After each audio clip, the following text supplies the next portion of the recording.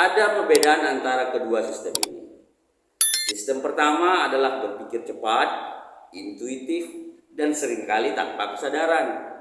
Ini rentan terhadap bias.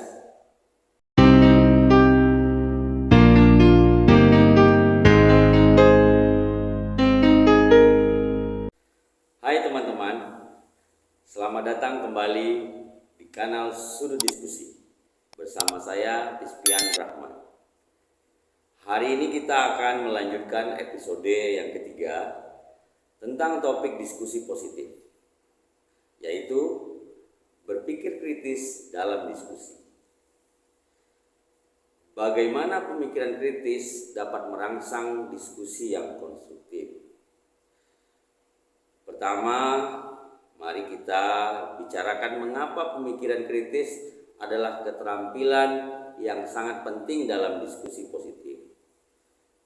Pemikiran kritis melibatkan kemampuan untuk mengevaluasi informasi, argumen, dan ide dengan hati-hati.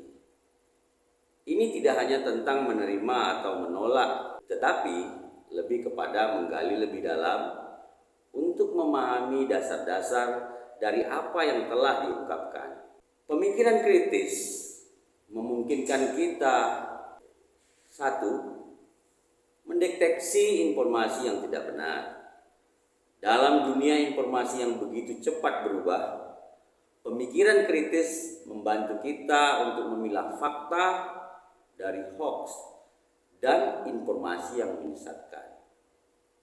Kemudian yang kedua, menghindari bias. Ini membantu kita mengenali bias pribadi dan menghindari penilaian yang didasarkan pada stereotip atau prejudice, prasangka. Terkadang bisa saja tanpa sengaja kita hanya mengambil fakta dan data yang untuk memperkuat argumen kita, meski di antara fakta dan data tersebut ada yang melemahkan, sehingga kita kurang objektif.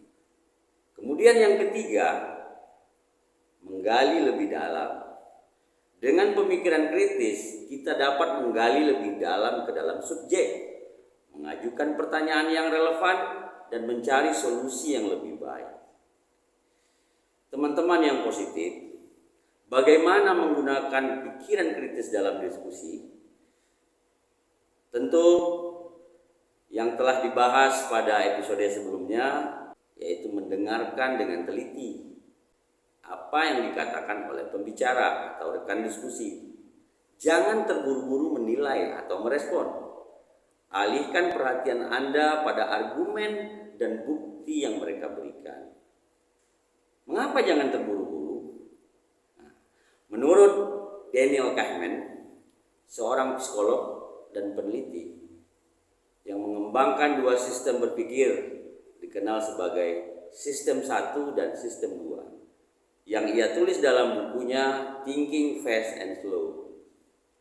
Ada perbedaan antara kedua sistem ini.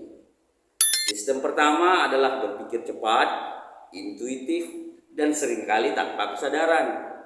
Ini rentan terhadap bias. Sementara sistem 2, berpikirnya lambat, analitik, memerlukan kesadaran dan usaha sadar, dan cenderung menghasilkan keputusan yang lebih akurat. Kahneman menggambarkan bahwa sistem 1 adalah mode berpikir yang lebih dominan dan digunakan dalam banyak aspek kehidupan sehari-hari. Sementara sistem 2 digunakan memang lebih jarang karena memerlukan lebih banyak usaha, proses berpikir. Kesadaran akan perbedaan ini dapat membantu kita menjadi lebih bijaksana dalam mengambil keputusan dan mengatasi bias yang mungkin muncul dalam pikiran kita. Nah, untuk menghindari hal itu, bisa saja kita mengajukan pertanyaan, tidak hanya pertanyaan apa, tapi pertanyaan mengapa, meminta sebab akibat, dan pertanyaan bagaimana, meminta penjelasan proses. Ini membantu menggali pemahaman lebih dalam tentang masalah yang dibahas dan mendorong pembicara untuk menjelaskan argumen mereka secara lebih rinci. Jangan ragu untuk mencari bukti yang mendukung atau menentang argumen. Ini membantu memperkuat dasar diskusi. Jika Anda menemukan informasi yang meragukan, jangan ragu pula untuk mencari lebih lanjut sebelum merespon. Teman-teman yang positif, terakhir, ingatlah untuk tetap terbuka saja terhadap perubahan pandangan atau memiliki keterbukaan pikiran, open-minded. Pemikiran kritis juga berarti bersedia mengubah pandangan jika ada bukti yang kuat untuk melakukannya. Baik, dalam episode kita ke hari ini, kita telah menjelajahi pentingnya pemikiran kritis dalam diskusi yang positif. Bagaimana kita akan menggunakannya untuk merangsang diskusi yang konstruktif. Pemikiran kritis adalah alat yang kuat untuk mencapai pemahaman yang lebih baik dan menciptakan perubahan yang positif. Terima kasih telah bergabung dalam Sudut Diskusi. Sampai jumpa pada episode berikutnya. Salam Sudut Diskusi.